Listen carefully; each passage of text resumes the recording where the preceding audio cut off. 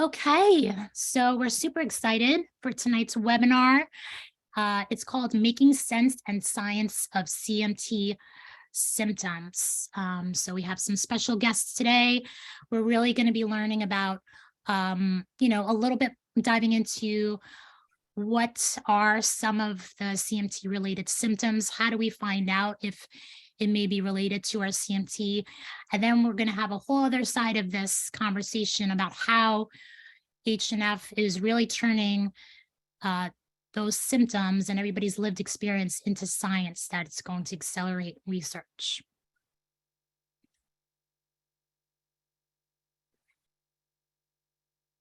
So first up, we have a little bit of an intro from our H&F founder and CEO, Allison Moore. Take it away, Allison. Thank you, Estella. Hello, and welcome to the Hereditary Neuropathy Foundation's first webinar of 2023, Making Sense and Science of CMT Symptoms. H&F's mission is to increase awareness and accurate diagnosis of CMT and related inherited neuropathies, and to support people living with CMT and their families, and to provide critical information to improve quality of life, and finally fund research that will lead to treatments and cures. As always, we are a patient-centric organization, driving research with the patient voice. Tonight, we hope you'll be inspired by the passion we feel as an organization and a team to collect better data to lead to better treatments for CMT. You will see the resources and tools we have created for you to empower you to get a genetic diagnosis, to find healthcare providers that understand CMT, or bring them the information they need to better understand how CMT is affecting your daily activities of life. We hope you'll learn this webinar tonight with motivation to join our efforts to collect critical information that we will make sense and science of CMT symptoms by joining the patient registry GRIN. With that, I will turn it back to Estella to get us started. Thanks so much, Allie. Appreciate that.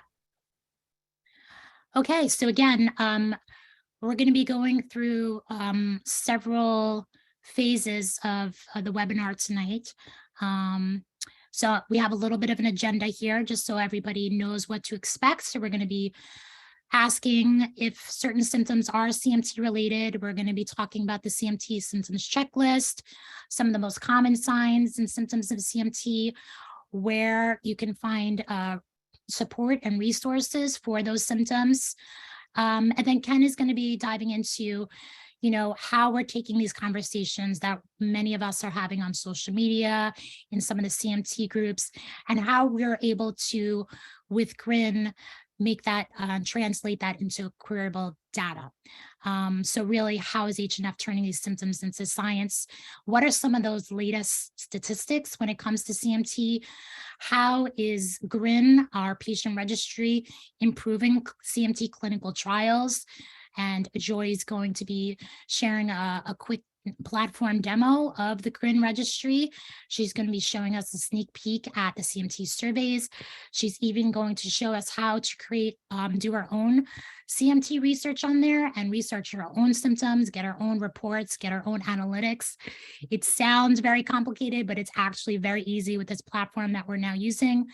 And then again, how are we using this data and sharing it with the right people and researchers and industry so that we can really make a difference in CMT treatments. And then again, we're going to be having a live Q&A at the end. We're going to be checking in on all of those questions that you're sending in the Q&A box below. And then we're going to be answering those live. And before we get started, we're also going to try and make this as engaging as possible. We want to hear your live feedback. So we're going to be sending a few polls your way on your screen. So I was hoping you guys could help me with a quick test run with a fun question here that should pop up on your screen right now. It's a would you rather question. So would you rather be able to fly, or would you rather be able to read people's minds? So let's take a quick poll just to make sure that's working.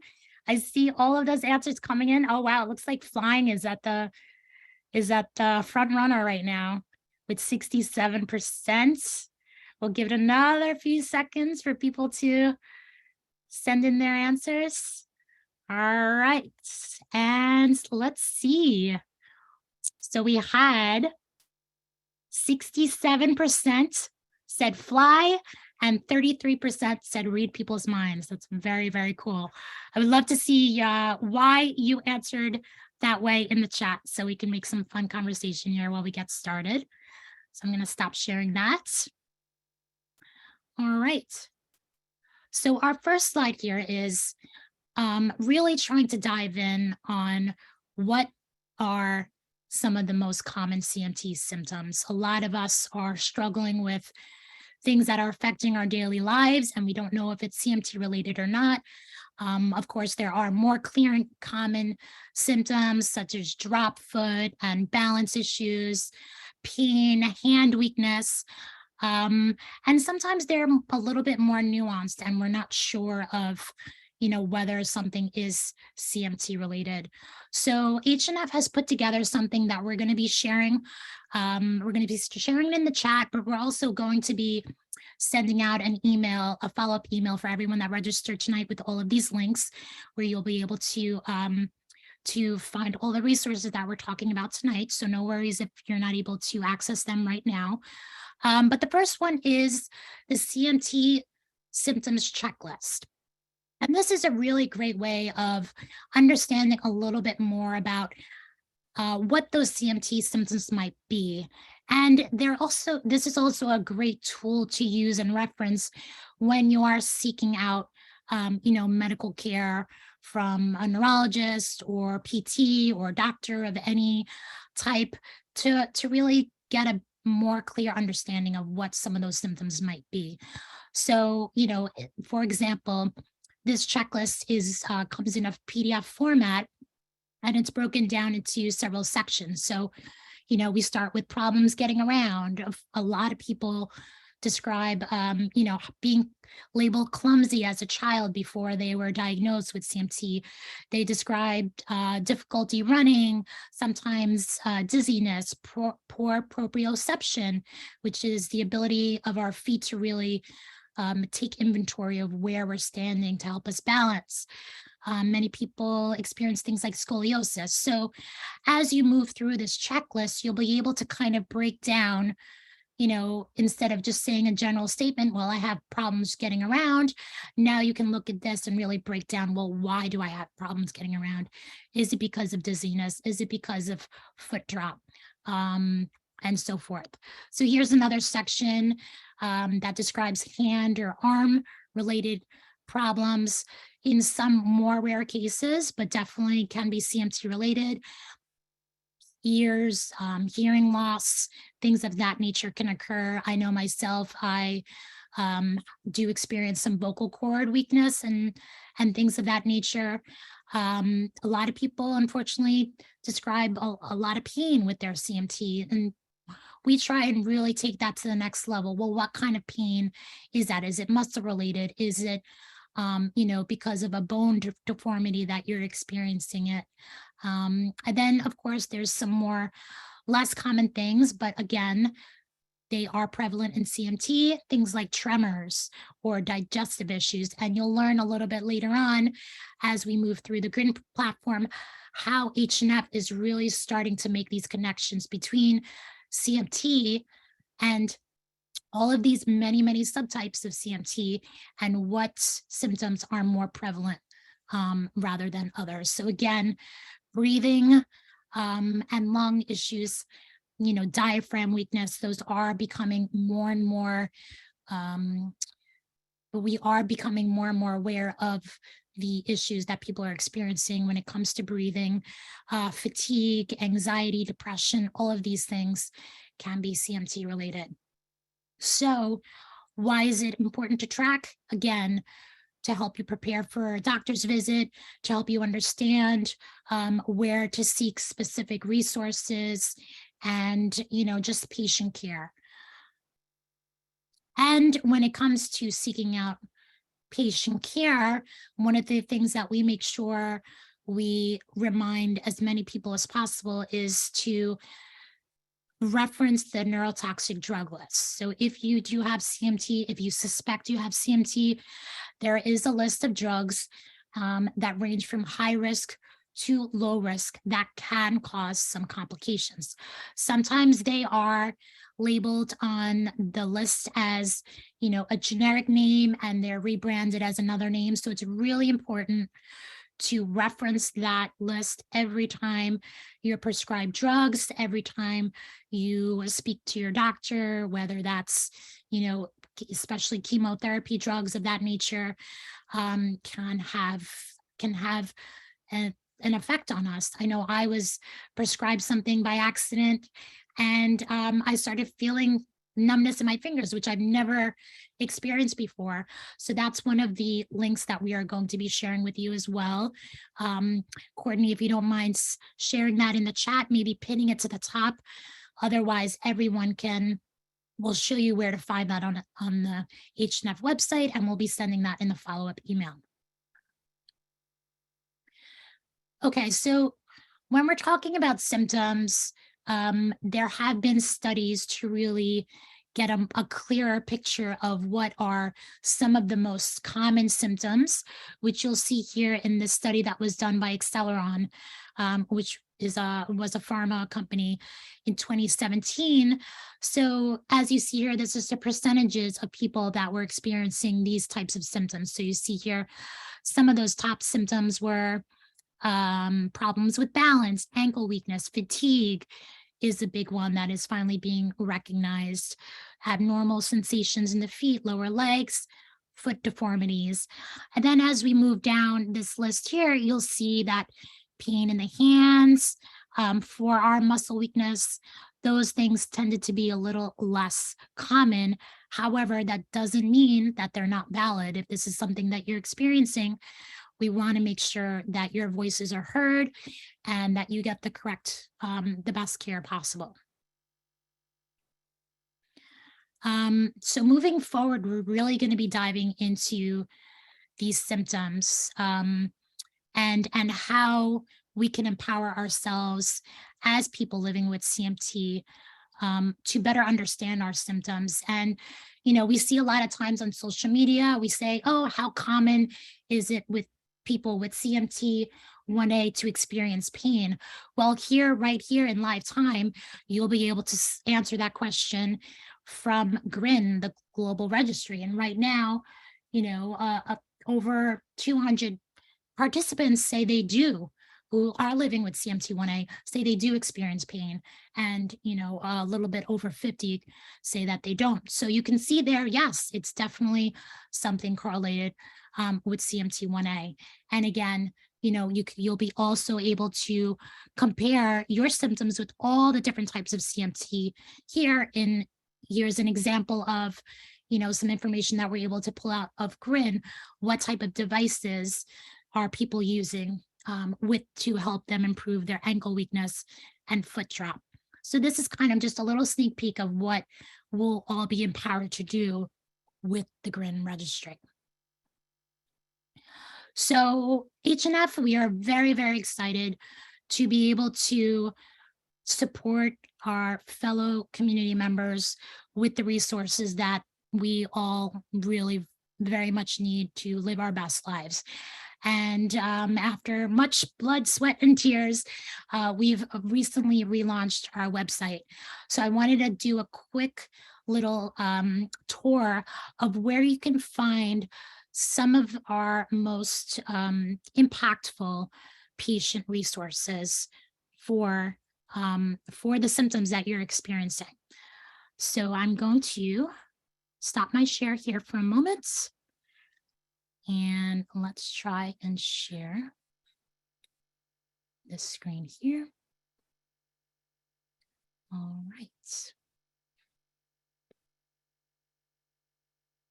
So if you go to hnf-cure.org, you'll be able to see this here, but I will walk you through it nonetheless. So here's the new website.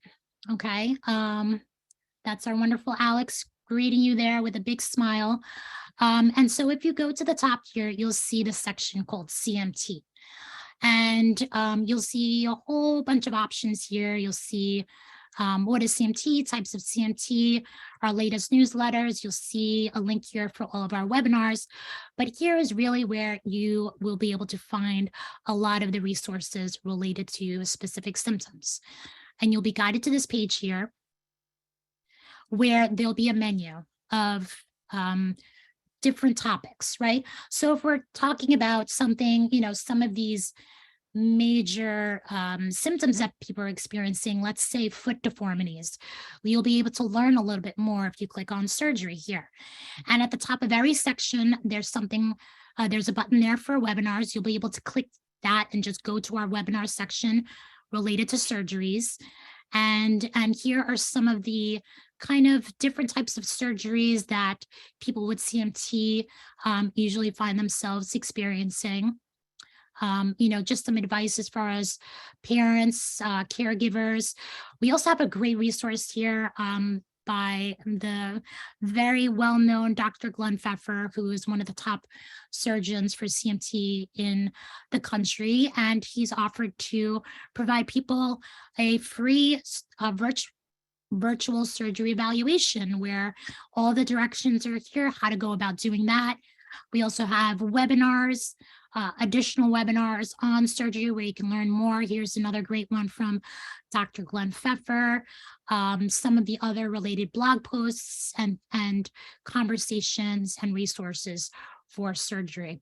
And, if you go back to the top here, you'll see all of the other sections. You'll see bracing, which is a big one. You can click on bracing. You can watch our webinars there on bracing. You can download the ABCs of bracing, the AFO checklist to bring to your orthotist. Here's a great webinar for bracing. So, this is a very rich menu here of all the resources that we've been putting together for many, many years that we hope will really help in your journey on finding the best care and answers to those questions. And I also would like to share one of our most recent programs. So if you go to our impact here, you'll see all of the work that we've been doing. And then you'll also see one of our top newest programs, which is called the CMT Genie. And if you click on here, you'll be able to book a call with us, and we will help connect you with what we hope will be sponsored testing, free genetic testing. You can also get some answers here to, just answer some genetic testing questions, some next steps. So this has been a really great resource for many, many people. And you can book a call for free every Thursday. The H&F team is on there helping answer questions, and not just CMT, genetic testing questions, but questions about bracing or anything that you might be struggling at the moment. So we're really excited and proud to be sharing that section. And we also, when it comes to CMT, not all of us have a diagnosis. We don't even know if our symptoms are CMT related, because maybe we haven't been genetically tested. We don't have a confirmed case of CMT. So it's important that we continue to really understand the value in getting genetic testing. It's much more accessible these days as it has been in the past. So I'm going to go ahead and reshare my screen here.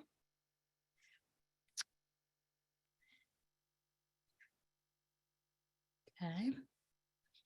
And we are going to introduce the wonderful Kenneth Raymond. Many of you are here today because of him and all of the wonderful work that he does, advocacy work that he does on the CMT groups and in the community. He is just a wealth of knowledge, and we're so excited for him to be joining us today and telling us a little bit more about how we can take these social conversations and really turn them into valuable researchable data. So welcome, Kenneth. Hey, thanks, Estella, for the wonderful welcome, and thanks for inviting me to join in this for something that I wholeheartedly believe in and I'm passionate about. So me, if many of you, I recognize a lot of the names that are popping up on the screen in chat and asking questions and whatnot. And if you haven't interacted with me, you don't know me from the social media circle. I was first diagnosed with CMT1 when I was 29. I was diagnosed by nerve conduction study after years of misdiagnosis, being told I had everything from muscular dystrophy to Friedreich's ataxia to I think MS, maybe not MS, but you know, my story isn't too unfamiliar to many of you. And after I finally got that diagnosis, about a year later, I was genetically confirmed with 1A. And very quickly, I ended up at Dr. Shai's Detroit clinic. And I was introduced to some truly fantastic people that was on his team. And I haven't looked back since. I've spent the last 20 years researching, studying, trying to understand, and taking everything that I've learned and trying to help everybody else understand CMT to the same level that I've come to learn. And I do this, I think, because I just want people to be able to have as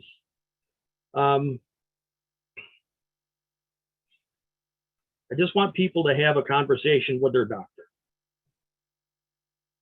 I want them to have as deep of a conversation with their doctor as they can about what they have going on. So HNF has a large network of CMT specialists in Centers of Excellence CMT clinics. Unfortunately, most of us don't have access to specialists that are at that level. So it's important that we learn everything we can so that we can have those conversations with our own doctors. Along that way, somehow, for some reason, I ended up just gravitating towards just the genetics of CMT. For some reason, they just click. And I become very passionate about helping CMTers to understand not only what their test is saying, but more importantly, what it's not saying. So again, they can have that conversation with their doctor. That's led me to compile a couple different books and publications related to the genetics of CMT, one of them which is on the screen. And that's a bibliography reference, desk reference, that includes every original establishing publication paper for every discovered CMT gene and the related CMT subtype. It's the only publication of its type. And I did this so that CMTers can have access to what it takes to hopefully gain a genetic confirmation of their CMT. Because many times the doctors don't even know what the genes are, what they should be testing for. When the test result comes back, not showing anything, comes back negative, doctors often decide that you don't have CMT and nothing could be further from the truth. When your genetic test result comes back not showing anything, it means only that the gene with the responsible mutation wasn't yet analyzed. So in this book represents a tool that can be used to then figure out what was excluded from your testing so that you have additional testing options. But along the way too, primarily on the heels of my own respiratory problems, I've kind of become a CMT respiratory expert. And I can talk CMT breathing issues all day and all night, and I could probably talk for the next 3 or 4 hours just on breathing alone. And really it was HNF that started kind of forging my foundation and understanding for breathing issues in CMT. The very first HNF webinar I ever attended was a few years ago, and it was on breathing. And it was interesting because the doctor who was speaking specifically said CMT doesn't cause breathing issues. And Allison was very quickly able to pull data from the GRIN registry at that time and show that no, CMT does cause breathing issues, and this is how we know. And from that, kind of build my understanding understanding might not be the right word, but it started my foundation also for advocating for the need of queryable structured data. 10 years ago, we didn't know breathing was part of CMT. 5 years ago, it was rare, but now we know, in large part because of the data that GRIN is collecting, that it's far more common than anybody really understands.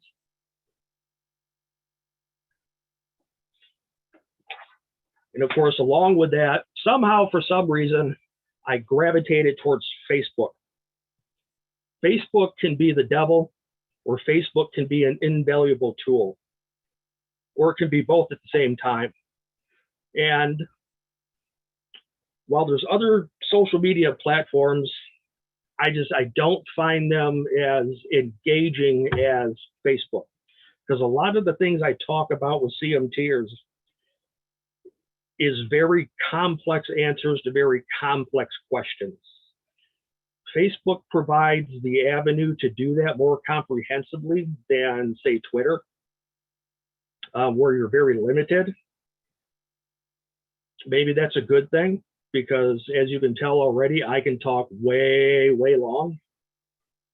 But moving on, well, I want to back up to that picture that Stella had up a minute ago, because that picture is a recent picture of the foot surgery that many of us know all too well. So last March, a year ago, in 2 weeks, it'll be a year ago, I had my foot fixed. It wasn't by Dr. Pfeffer, though.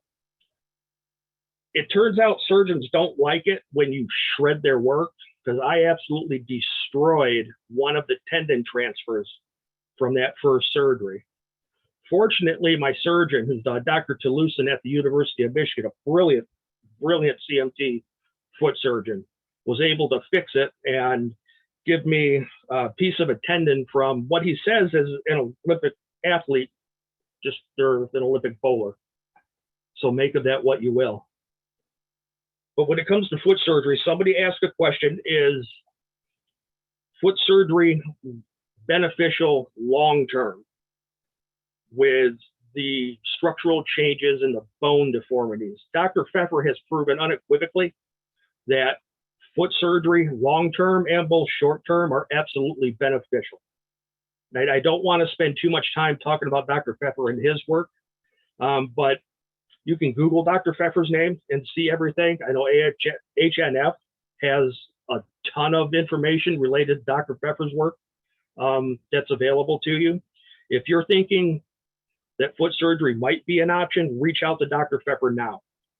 If going to LA isn't an option for you, there's 3 other surgeons in the US who I trust unequivocally with CMT feet. It's my surgeon, Dr. Toulousan. There's Dr. Tyler Gonzalez in South Carolina, who did his fellowship in training with Dr. Pfeffer. And there's a Dr. Judith Smith in Biloxi, Mississippi, who also did her fellowship in training with Dr. Pfeffer. So those people are absolute options for you if surgery is becoming an option for you. But we should probably move on, or I'm going to take up the next 2 hours. So social media sharing. Social media is great because it gives us access to people just like us where we otherwise don't have that access, so we're not so alone. Many of us don't know anybody else outside of social media who has CMT, so we're left feeling alone. And places like Facebook with very large and active CMT communities give us that sense of belonging. So we jump on our social media and we start talking about our symptoms, what we experience, what our daily life is. And we talk about this at length because people get us. They get it, they understand. A downside to that, however, when it comes to developing understandings and growing understandings of CMT, is that it's unstructured data. Facebook comments, Twitter comments, and the like, sure, they can be searched, but it's not very easy to search and find relevant information and find it quickly. Because it's not searchable, it's not queryable. It's also not archived, and it's not really stored in an organized fashion. You know, even as an admin in several CMT groups on Facebook, we can't really search things that we need to find. We can jump into any CMT group, whether we're just a group member or an admin, and we can type in something like breathing. And Facebook, Twitter, and the like, they're just going to do a word search. They're not going to correlate any kind of a data. And then the stuff they show us is going to be beholden to what the algorithm then wants us to see. And within that, we don't have any correlation to a specific subtype because people are just talking openly. I rarely, when I talk about stuff I deal with CMT, mention my subtype because I just don't think about it. It's just CMT, I'm dealing with issues and I start talking about it. So if we can move on to the next slide. So why did AHNF create their global registry for inherited neuropathies? And it's to try to solve the issue that I was just talking about, where sure, conversation's great, but it doesn't translate into something that can be queried, something that can be looked at in a quantitative, structured way. I jump on Facebook and then I tell people I'm having breathing issues. What does that mean? Well, it just means I can't breathe, right? So where Grin steps in is they've created a targeted set of questions pertaining to breathing. And it's tied to your subtype so that you're answering questions specific to your subtype about your breathing and about the specific type of respiratory symptoms you're having. Because although CMT can cause breathing issues, it doesn't mean that because you have CMT, your breathing issues are caused by your CMT. Because CMT doesn't preclude us from having everything else that everybody can have. We could also have things like COPD, which CMT does not cause. We could also have things like interstitial lung disease, which CMT does not cause. We could also have asthma, which CMT does not cause. But at the same time, if we have these things and then we also have breathing muscle weakness caused by our CMT, the both are going to complicate each other. So the way the Grin registry is set up when it comes to breathing is to try to separate these various symptoms so that when researchers are querying this data, they could separate what might be CMT versus what might be something like COPD, emphysema, for example. But also because they're tying it to subtype, for the first time, we actually have data related to breathing problems in CMT, where the data has not existed before because nobody's studied it. And that's remarkable. It's helping to drive our understanding of breathing in CMT. So the type of data that gets shared by the Grin registry is what's called private data. It's restricted access and it's de-identified. All names and identifying information is stripped from the data. So it comes down to just the responses to the questions that are able to be queried. The names aren't important with registries like this. The underlying data is what's important. If you've engaged with me on social media, especially about nerve conduction study results, you've heard me time and time again talk about raw data. The raw data is what's important.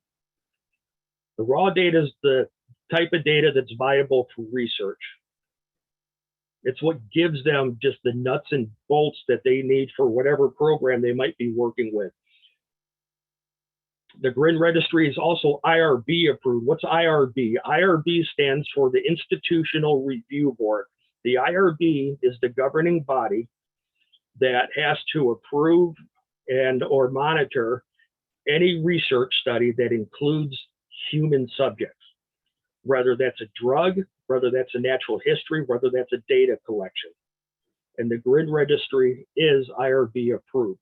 And again, it's de-identified data. You might hear me say that a few times as we move forward, because I think it's intrinsically important for everybody to know that HNF goes to extreme measures to ensure that your private data is kept exactly that, private, that nobody gets to see it. That whoever is granted queryable access to the GRIN registry does not know any names or any other identifying information. And then that data becomes archived, which is a very important part of structured data sets. And again, that data is accessible to researchers. And the GRIN registry is scalable, so it grows as registrants grows. It's not going to tap out. And I think Joy or Estella can correct me, but there's several thousand registrants already in the GRIN registry. Yep, correct. Which makes it probably one of the largest natural history studies on CMT. So why is data important, especially natural history data? So biotech and farm need numbers, they need data, they need structured data. And a good example is SWORD CMT and the phase 3 trial that Applied Therapeutics has going on right now. So SWORD was discovered in 2020. In less than 2 years, they had a clinical trial going for the subtype on a potential drug. We're already into a phase 3 trial. One of the measures is symptom improvement. One of the ways symptom improvement is gauged in a trial is through natural history. Natural history is looking at something over a long period of time. So here's a good example. I go to my CMT specialist once a year. We do all kinds of evals and all kinds of stuff gets written down. A year later, we look at that data from the previous year. The next year, we look at the data only from the previous year. And then the year after that, we look only at the previous year to kind of gauge the progression. We're not looking at 10 years worth of data. So a natural history study creates this very large window of symptom data, if you will. And where this comes into play with something like the SWORD trial is investigators and researchers are able to look at not only the individual in the trial, they're able to pull for a much larger history of symptoms and gauge the effectiveness of the drug that they're trying to use to improve symptoms. And if you were to look at anything, any presentation that Applied Therapeutics has done with HNF, one of the things that Dr. Shendelman talks about a lot is this natural history as a tool for measuring clinical trial outcomes. And GRIN is a very large part of that natural history. Another thing that the GRIN registry is doing is it's looking at comorbidities. What's a comorbidity? Comorbidity is I have CMT and I also have COPD, or I also have diabetes, or I also have any other number of things that could potentially also cause CMT type symptoms. Because it's very important, especially in clinical trials when they're looking at the natural history, to be able to separate out who had diabetes, who didn't, or who had COPD, who didn't. And another part of the natural history study is quality of life kind of data. What is the quality of your life? Is it just absolute decrepit, everything is hell for you? Or do you feel you have a pretty good life? And that's very important when kind of gauging clinical trial outcomes. Has your quality of life improved? Well, yes, my quality of life has improved. Well, how do we know? Well, because we have this, 5, 6, 7 years of data that is assessing your quality of life. And again, a part of that quality of life is just your whole symptoms and your daily challenges. What are your symptoms like from day to day? What are your daily challenges like from day to day? And then in GRIN, as you do your kind of annual updates to your own registration, it builds a very long-term glimpse on what your symptoms and daily challenges have changed over a very long period of time. And that becomes very important for researchers. So how does this type of data in the GRIN registry help CMTers? It helps us, for one, to understand an occurrence rate with CMT. It's something that we really don't fully understand. There's some modeling out there, but there's modeling becomes very variable. And even within that, there are data points that kind of fit within the statistical model of CMT, but then those same data points don't agree with the modeling. So part of what GRIN is doing is to help really understand that occurrence rate, which the occurrence rate right now we understand to be 1 in 2,500 people have CMT. Some data modeling suggests that it might be as low as 1 in 3,300. So even our modeling doesn't really agree. And when we start looking at some of our known subtype numbers, we know that, or at least it's modeled that about 60% of cases are 1A, making it the most common. Modeling then tells us that about 17% of cases are CMT X1. And then the remainder is like everything else. But when we start plugging in some of these numbers to the model, they don't add up and they conflict with the model. So the natural history, as we're recording our subtype numbers, starting to give us a better understanding of the real occurrence rate. And then there's also the prevalence rate, which is important to researchers who are working on drug trials. The prevalence rate is how many people are diagnosed newly over a certain period of time. And that's usually about 1 year. So the GRIN registry, one of the questions asked is, what's your subtype? When were you diagnosed? And that creates that prevalence rate that researchers just absolutely have to have. The occurrence rate and the prevalence rate becomes very, very important because researchers need a population base, especially for drugs. They have to have people to trial the drugs on. If they don't have a sufficient enough patient population, the trial's not going to be able to come to fruition. And that's where the occurrence and the prevalence rate becomes very, very important. And it could also come into play again, the outcome measures. And then everything combines to advance our understandings of CMT.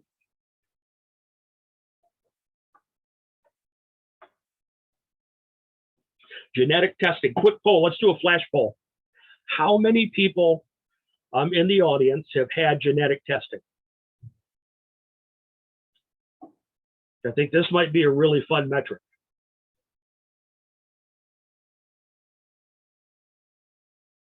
Because I think I might have an idea. We'll see.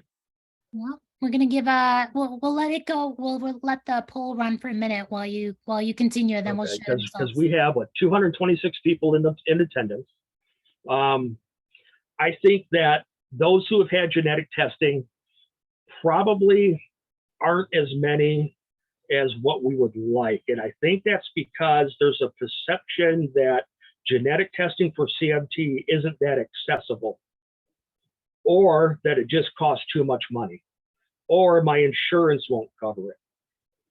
Whatever the case, HNF has a truly fantastic program that I don't think enough people know about, called the CMT Genie.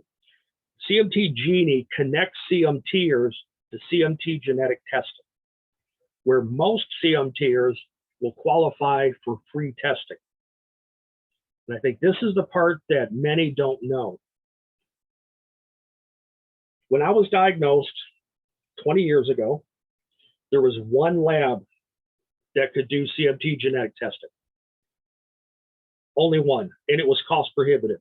Insurance wouldn't touch it. My genetic confirmation came from a grant that Dr. Shai's clinic had to cover testing costs. 20 years later, we have dozens upon dozens of diagnostic labs performing CMT genetic testing. A few of them have sponsored programs that make testing free. If for whatever reason you don't qualify for testing or insurance won't pay, most labs, or at least a couple in particular I know of right off the top of my head, have remarkable programs for offsetting the testing costs and make them just really crazy affordable compared to what they were at least 20 years ago. 20 years ago, my CMT genetic test was going to cost $40,000 for looking at 6 genes. Today, there's companies who will do 90 genes for less than $250 if insurance won't pay, if you don't qualify for sponsored program. And there's been a handful of CMTers now who I've been able to steer towards the Genie program because of how well HNF is able to connect them with testing. And they've all been qualified for free testing, so they haven't had to pay for it, which is remarkable. So I think I could do another 3 hours probably just on the Genie program. Yeah, well, we did receive those results in. So 77% of the attendees have had genetic testing, 23 have not. And we probably should, we don't have a formal poll for this, but I'm curious as to that 77%. Did you find, were you able to have a confirmed answer from that genetic test? Because we come across many people who have had genetic testing 10 years ago, 20 years ago, 5 years ago, and maybe their doctor only ordered a test for 30 genes when we have over 100 genes now that the panels are testing for. Maybe their doctor wasn't well-versed in reading genetic reports, which unfortunately many doctors are not, and they are not very good in communicating what the results of those tests are. So that's really why the CMT was designed to answer those questions, to break down those barriers, to help translate those test reports. So if you have any questions, book a call with us. We will support you and help you in any way. And, you know, it is really necessary to have that diagnosis in order to qualify for pretty much all of these clinical trials, right, Ken? Yeah, pretty much the clinical trials are very subtype specific. Right. And they're subtype specific because each subtype is caused by mutations in its own gene. So it becomes really its own kind of separate disease, if you will. So where something like multiple sclerosis, which everybody seems to be familiar with multiple sclerosis, it has kind of one set of treatments. It's a very broad set of treatments. So many drugs are available for treating MS. But when it comes to CMT, we have learned that we can't treat 1A as though it's CMT 2A because there's different genomics involved. We can't treat SORD deficiency like we would treat 1A. And we can't treat 1A with the drug that is in trial for SORD deficiency. So knowing your subtype, having that genetic confirmation, it's unfortunate. It's a necessity for virtually every clinical trial.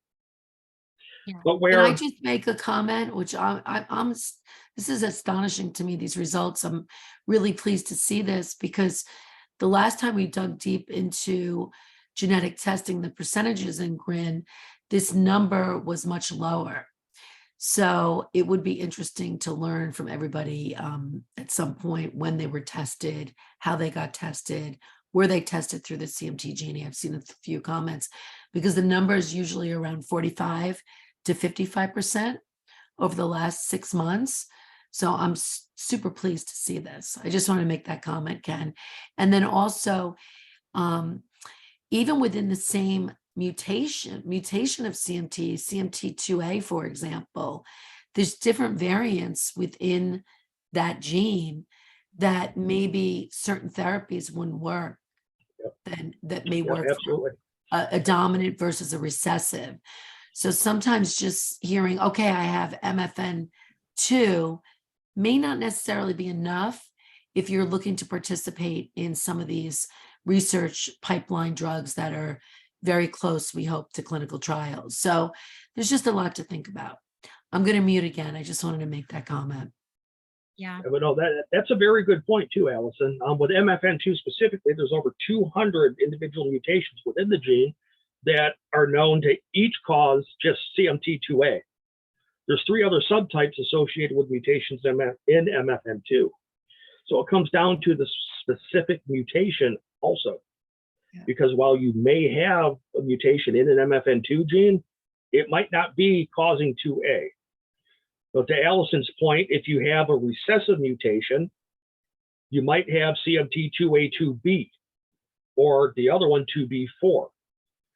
So again, it's that genetic confirmation really, it pinpoints the subtype. And another gene which has just a crap ton of CMT causing mutations is the GJB1 gene, which causes CMTX1, or as we also call 1X or just CMTX. There's over 400 individual mutations discovered in that gene to cause X1. So again, knowing that mutation informs potential therapies in the future, especially when we start getting into gene therapies, where we're targeting the exact mutation in the gene and trying to fix it. Right. And I too, I'm really surprised by how many people here had genetic testing. I was not expecting that. It's great, isn't it? It is. And I hope that all of them who have had genetic testing have joined GRIN. So I'm just going to take it from here and bring it home. I know that there are 25 questions in the Q&A right now, so I'm sure you're anxious to get to that point so that we can answer your questions. But first, I wanted to introduce myself. My name is Joy Aldrich. I'm H&F's GRIN Registry Coordinator. And for those of you who don't know me, I live in Seattle with CMT1A, and I have been genetically tested. I've been on the H&F team since 2016, when I had the opportunity to join Ali in Quebec for the Peripheral Nerve Society meeting. And having met so many doctors that didn't know a thing about CMT, I was really quite emotional and overwhelmed that there were over 600 neurologists, researchers, reps from drug companies, all experts focused on CMT. And then the time that I got to spend with them that weekend, sharing with them how CMT affects me and my daily activities, and demonstrating to them how when I close my eyes, I fall over. And that was before the wine, Allie. So it wasn't just the wine. But Allie and I came back more energized than ever and knew that we had to help these experts collect the data to analyze, publish, develop clinical trials, and find a cure. So H&F went about turning symptoms into science with GRIN data. Next slide. So we've seen this one.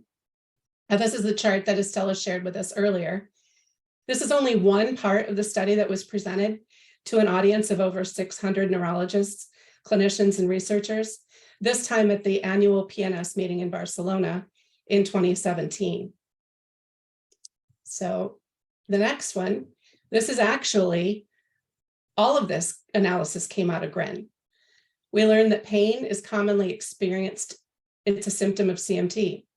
But we were also able to share that 61% of patients use supplemental therapies such as vitamins, pain meds, anti-inflammatories, and herbals.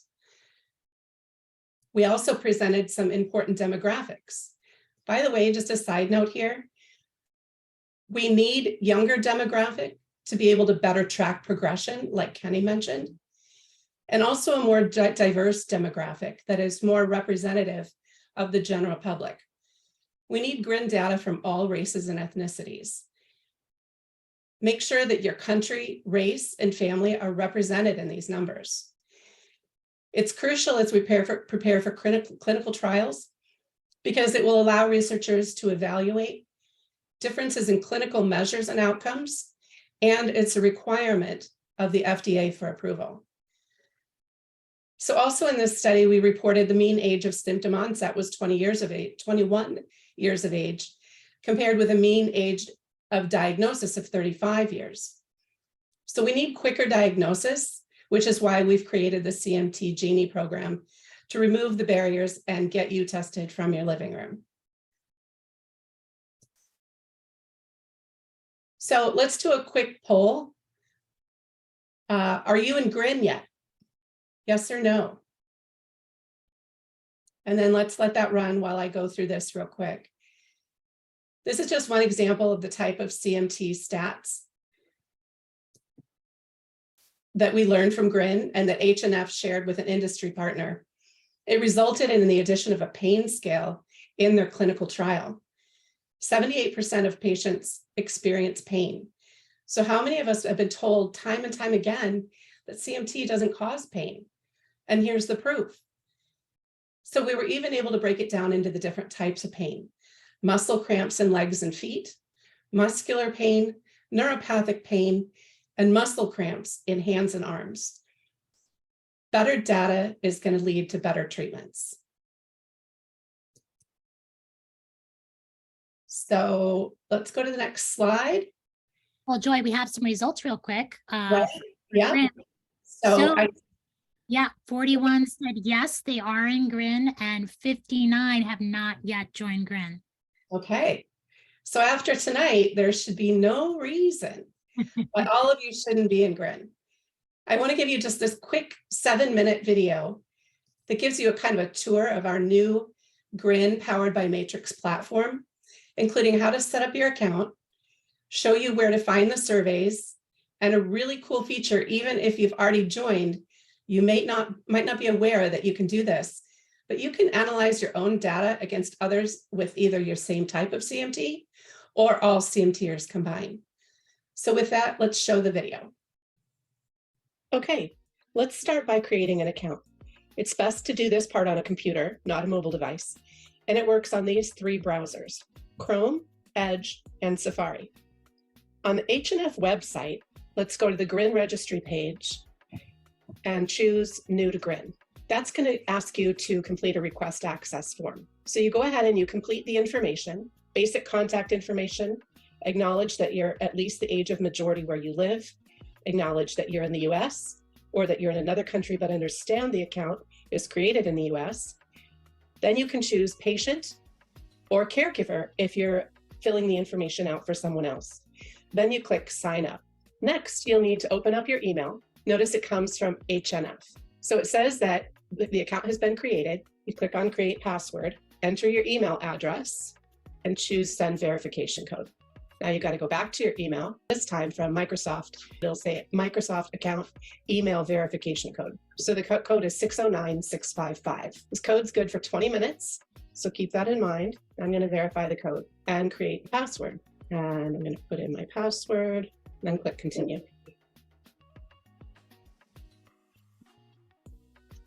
On your first visit, you'll need to agree to the Matrix terms of use.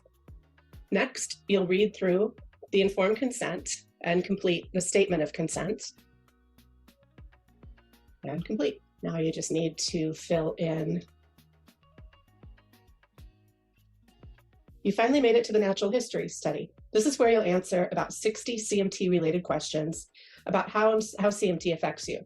So please take your time and answer the questions as best you can. You'll need to scroll down all the way to the bottom to click next to move on to the next screen. Next, you'll be asked to complete the NIH-funded ClinGen surveys. These are a new and exciting feature to GRIN that will allow researchers to better understand other signs and symptoms that may or may not correlate with your type of CMT. The first survey is just 5 quick pages. In the beginning, they ask about your genetic testing. And if you haven't had genetic testing, don't forget to use the CMT Genie and sign up, and we can get you help get you tested for that. I'm going to say that I don't have my genetic results at this time. And then we start answering a series of questions about all the other body symptoms. So there's your mother's pregnancy, and then growth, endocrine system. Have you had any cancer? Any issues with your head or neck, with your eyes or vision, ears and hearing, brain or nervous system, behavior, skin, bones and cartilage, muscles, heart and blood vessels, lungs and breathing, digestive system, kidney, bladder, the immune system, blood and bleeding, and oral health. So if you'd like to have a copy emailed to you, you can click here and then just choose complete. Now, if you had your genetic test, here's where you could upload it. The file types that are accepted are listed here. You could just take a picture or you could upload a PDF. I'm going to cancel because I don't have one right now. And if you don't have it, it's not a problem. You can click here and you will have a chance to upload it again later. So I'm going to say finish. And now I'm going to choose to go in as a patient. So this is your dashboard. Let's start by reviewing the left side menu. So this is a dashboard where you'll see all of your surveys, new in progress, along with the time to complete, the number of questions, and your start button. In the general information menu, this is where you have all your demographics.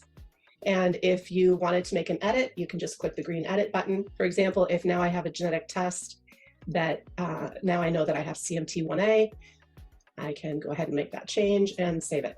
In surveys and studies, this will show you all your new and in progress studies.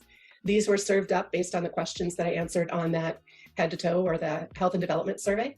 And here's your completed surveys. Wanted to show you something here with completed surveys that over in these three little buttons, sometimes called a hamburger menu, you can analyze. So I could analyze my results compared to other people with CMT1A and show how many other people had mothers, fathers, or both mother and father with CMT1A. Kind of neat to be able to do your own little analytics. Again, that was the natural history study, the hamburger menu, and then just click analyze. You can also choose to email it to yourself from here. Eventually, we will get to insights. We're not doing anything with that yet. And the journal is just for you to use for your personal needs. Messages is where you'll receive messages from me from inside the Grin platform. I'll be sending messages periodically. And I'll show you in a minute how you can get email notification that you've got a message in Grin. Documents is where you would upload your genetic report. Just use the green upload button. It can be a PDF or a photo. So hopefully you'll participate in the CMT Genie, you'll get your genetic test, and then you can come back and upload it. Again, the important thing here is that for research, we want to know that people have a verified genetic test, confirmed genetic diagnosis to compare with the signs and symptoms in the patient-reported survey, the natural history study that you did earlier. The Sharing Center is where you can create a link to share any of your surveys with your doctor, and you can set it for an expiration so that it'll expire after a certain amount of time. And you can share that link, or you can print the reports and share them with your doctor. And finally, the Resource Center. This is just a test environment, so I don't have it here, but this is where you would find, for example, the CMT HNF Thrive Guide that has, it's an online guide that provides you instant access to all of the resources and tools that we have for CMT patients. And finally, the contact button, that goes directly to Matrix if you have technical issues, but you can always email me at registrycoordinator@hnf-cure.org for other questions, comments, or just to say hi. I'd love that. On the top right menu, this is where you can select your language. And on your account, this is where you could change role from patient to caregiver if you signed up as both. And you can also change your communication settings. So again, the green edit button, you can change a time zone. And then most importantly, this is where you would change your notifications to see if there are new studies or surveys available. An email would come out to you if there's a new one. And then also if there's a message, you would get an email or a text alerting you to come into Grin and check your messages. So we hope that you would leave both of those turned on so that you don't miss anything. And you will receive an email that looks like it'll say it came from HNF. It won't look like the normal HNF emails. Just know that it's not spam. It did come from Matrix. So that's Grin. I hope that you will join us soon. And if you have any questions, don't hesitate to reach out. Again, it's registrycoordinator@hnf-cure.org. Thanks so much. All right, so I've told you that Grin improves CMT clinical trials, and I want to share with you how that can be. So when drug companies consider which diseases to treat, obviously they want to know that there's a need for it, but they also need to know, think back to that Acceleron study, what matters most to patients. They found that problems with balance, foot drop, fatigue, those are all critical and important to CMT patients. They also need to understand the difference between a CMT type that might have different CMT symptoms. So that's why it's important that when you participate in Grin, you really do go ahead and get a genetic test, come back and upload that so that we have evidence that the answers to the questions that you've provided are tied to a specific type of CMT. So we have a full package to deliver to researchers. De-identified, of course. And then, of course, the other thing for clinical trials is that we're able to use the registry for recruitment and site selection, demographics and genomics. Part of the consent for GRIN is to allow us to share your de-identified data with researchers and industry, but also to allow H&F to contact you if there's a trial that you might be eligible for. So there is no other registry, patient registry like GRIN. The patient-reported data that we collect is de-identified and shared upon request and after GRIN Advisory Council review and approval. It's not siloed and it is shared for the benefit of CMT patients.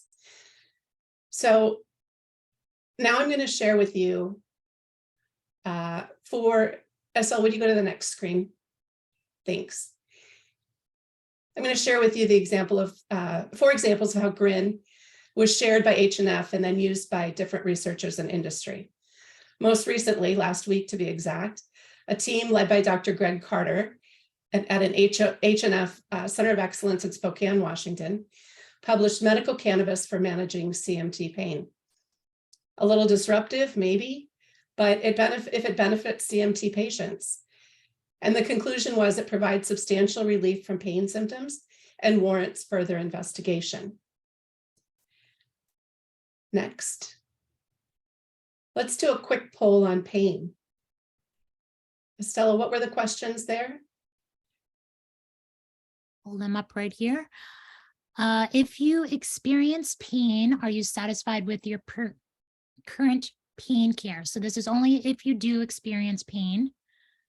Go ahead and answer that one while Joy moves forward with this slide here. So at this year's Peripheral Nerve Society meeting and AANEM conferences, a team led by Dr. Florian Thomas at Hackensack Meridian Health in New Jersey will present psychosocial outcomes in CMT. Conclusion there, evidence that pain mistreated decreases quality of life. We need better pain care. Yeah, and those results show that very loud and clear, 76% are not satisfied with their current pain care. So again, something that we will focus more on as we move forward with GRIN, the analysis, the publications, and drawing attention to these critical needs. In 2019, H&F presented to a professional society for health economics and outcomes research called ISPOR and PNS, a GRIN analysis about impaired mobility devices, and quality of life. And the conclusion there, evidence shows that mobility was the #1 issue for patients with CMT1A. And at those same conferences, H&F presented about the diagnostic odyssey. The conclusion, evidence that although CMT patients obtained a confirmed disease diagnosis within 12 months of manifesting symptoms, a significant cohort of patients can take several years to obtain an accurate diagnosis. So although the majority of patients received their diagnosis via genetic testing, the cost of testing was noted as a barrier. Again, another plug, don't forget to make your appointment for the CMT Genie. And then in 2019, a team led by Dr. Brian Piper, a professor of neuroscience at Geisinger Commonwealth School of Medicine, completed and presented the risks and benefits of medical cannabis in CMT and HNPP versus chronic pain patients. And the conclusion was that over 3/4 of chronic pain patients receiving opioids were able to reduce their use, and 2/3 of patients receiving anti-anxiety, migraine, and sleep medication decreased their use of those drugs by using medical cannabis. So these are just a few examples of how H&F is using GRIN to make sense and science out of CMT symptoms. So we want you to be a part of this movement. Make sure that you are represented in these numbers. This is the most recent snapshot of the GRIN dashboard, where since we have launched on the new platform on October 1st, We're averaging 52 new members per week. Logins during the first and second week of February bumped due to the Rare Disease Month promotion that we were running. And don't forget the GRIN is global. Even before launching our natural history study in other languages, we still have members from 45 countries. So remember, you can make a difference. There's no treatment for CMT. So together, we need to share our data to advance research and move on to more successful clinical trials, treatments, and soon a cure for CMT. Join GRIN. Awesome. Thanks so much, Joy. I know everyone is anxious to have some of their questions answered here, which we are going to do our best to share those as quickly and efficiently as possible. If you have specific questions about GRIN, we have Joy's contact information there. We have the H&F general inbox there if you have other questions. If anyone doesn't have their question answered tonight, feel free to shoot us over an email. So without further ado, I wanted to share a few that I felt were could be quickly answered and that a few people may be asking. First, I want to confirm that you don't need a genetic test to join GRIN. You can join GRIN if you have been diagnosed with CMT, if you suspect you have CMT, and then at that point where you do have your genetic testing, you can upload that, you can edit it, you can update it with your CMT type and answer any additional surveys that you haven't completed. Correct, Joy? That's correct. All right, awesome. That's what we would hope you would do. Don't let that hold you up from joining GRIN. Our next question, if you've been genetically tested and have not received a confirmation, please reach out to us anyway. We have a few people here that it was inconclusive. It was many years ago. You were only tested for 36 genes, 60 genes. That's not the full panel that we're at right now. We're over, I think it's 120.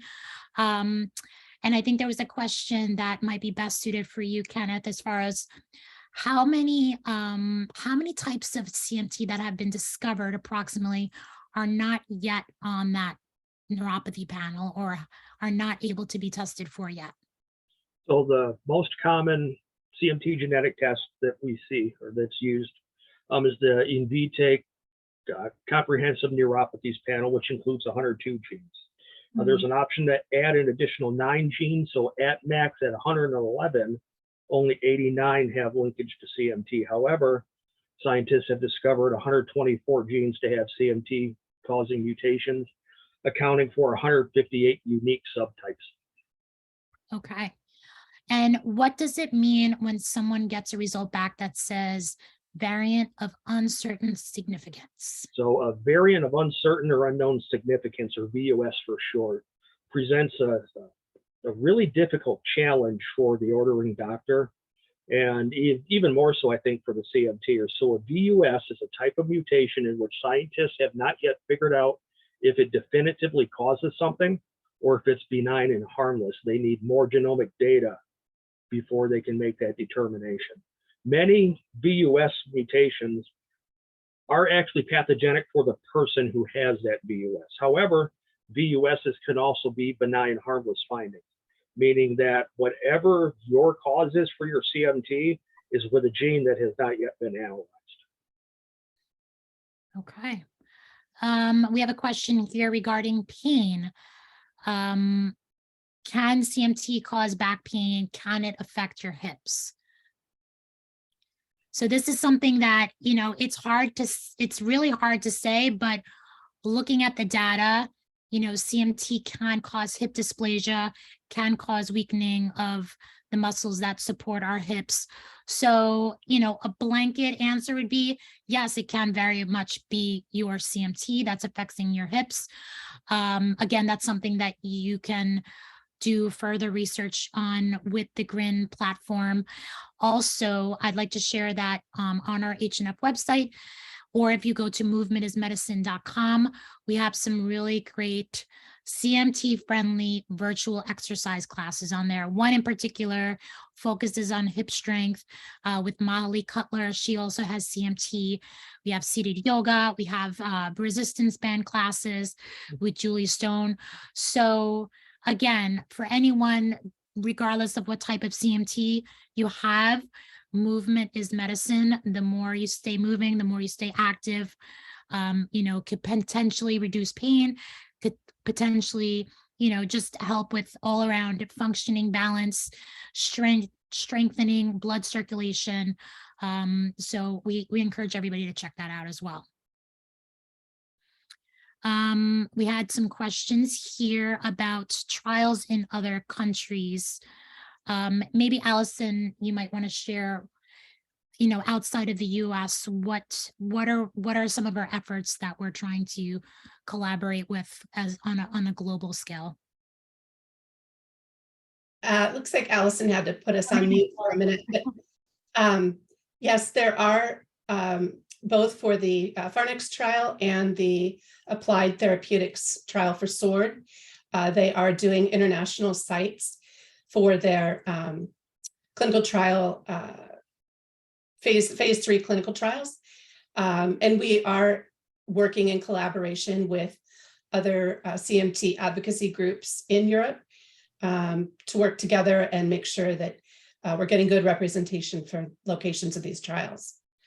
Allison, I'll also mention, I was trying to unmute it and I went to get water, so I apologize for that. But,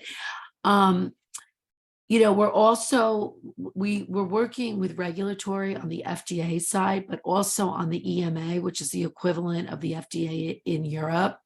So it's really important that we start being aligned because a lot of these trials are international, including North America, Canada. And especially for some of the rare subtypes of CMT and the gene therapies we're working on, it's going to be really, really important that patients get recruited from these other countries because some of these rare subtypes, we just are not going to be able to rely just on the United States. Of course, we want to serve everybody in the world in addition to that. So I think the question was, what else is going on in Europe? Not only are there natural history and clinical trials happening, but there's also a lot of pipeline and startup biotech companies that are onto some really good potential drugs to treat our community. So it's very exciting. And we're really glad we called the registry the Global Registry for Inherited Neuropathies when we started this years ago, because we're not limited anymore. We are converting into different languages. 3 languages are being worked on right now. So it just shows that so many of these people from all over the world are joining. So it's going to be really important to be able to provide information to people globally that are working on CMT. Yes. We have another question here on a CMT-related symptom. Is IBS a symptom of CMT? Now, this is something that we are trying to investigate further with GRIN, with our, what's the formal name of the survey, Joy? Gastrointestinal? the ClinGen studies. Okay. Yeah. So those sub studies will really help us to answer that question. It's one that comes up in a lot of conversations that I personally see on social media. But again, until we have that data in GRIN where we can really say definitively, this does, CMT or a certain type of CMT can have an effect on gastrointestinal system, we really can't answer that 100%. Yeah, but that one is one that we're getting much closer on. In fact, there is a CMT specific gastrointestinal study in GRIN. One of the researchers that is looking into CMT had heard quite a bit about this and asked us to create a study specific to gastrointestinal prior to us getting access to the ClinGen surveys. So you'll see that there is a gastrointestinal study, but then there's also one for ClinGen. So the good news about answering this question is that we are getting much closer to understanding it, and there are actually researchers that are looking into it right now. And, I think with the ClinGen, what's important is if you answer that you do have gastrointestinal issues, I'm one of those patients, then we do a deeper dive into it with these validated ClinGen surveys that are equipped to really look at this. And then they, the systems are set up where you'll be able to compare, or the researchers, the data scientists can compare the information we're collecting to the general population. And then hopefully we'll be able to do some more correlation related to the specific gastro study that's been running for several years with the data, to see if we're really onto something. We believe we are. And it's not uncommon for motor neuron diseases to have motility issues and other issues associated with the esophagus, the stomach, and the bowels, and so forth. So if anybody does suffer from gastrointestinal issues, I really encourage you to join, because this is something in 2023 that's really important to us. Yes. So whoever asked that question, thank you. We have another one here. This is probably well suited for Ken. Can you tell us a little bit more about the difference between a nerve conduction test when diagnosing CMT versus a genetic test? And I'm just going to mention that these genetic tests are it's no longer necessary to draw blood. They're done by saliva kits in the mail, comes right to your home. So we don't even need to go to a blood lab anymore. But maybe a lot of people get the EMG, and that's how they get diagnosed, and they say, oh, I have CMT, or my doctor thinks it's a type 2 because of the nerve conduction results.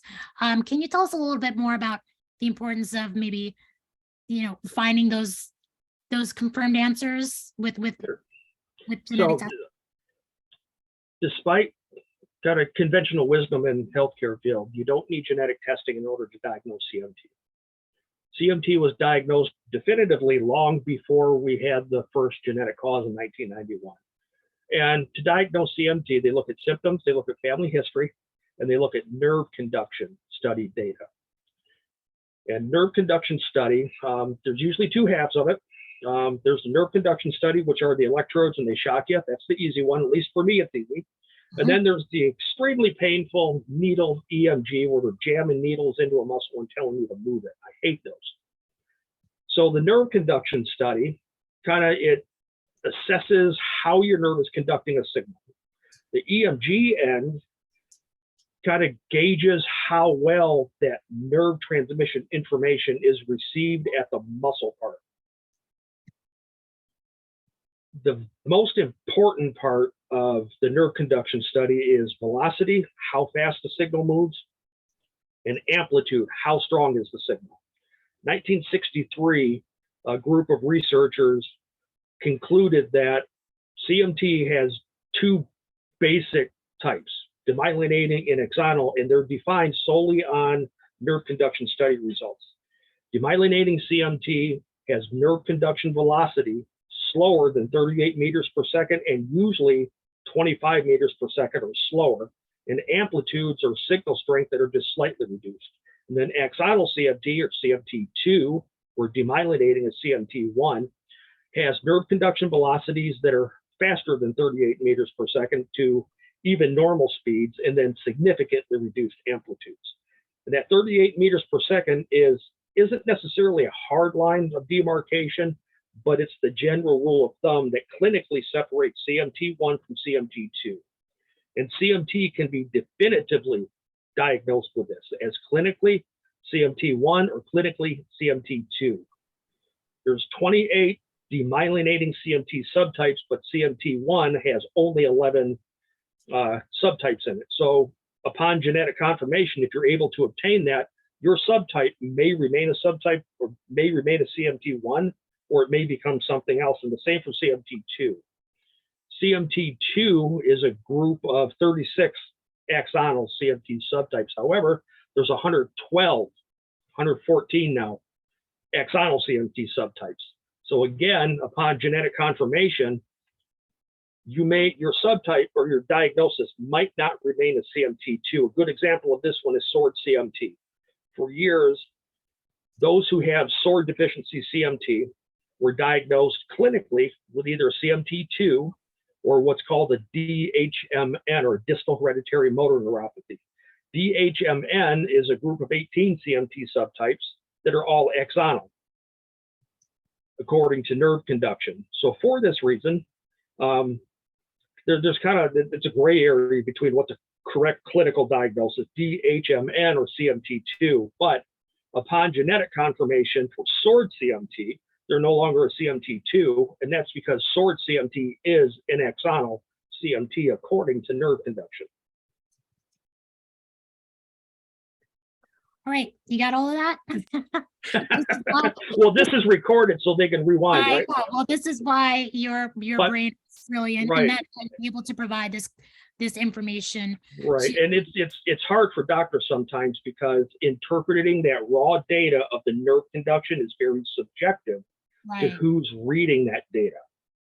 And where a CMT specialist neurologist can look at the data and see a clear case of CMT, they know for sure it's CMT. A neurologist who specializes in dementia, for example, might look at that same test and think everything's fine.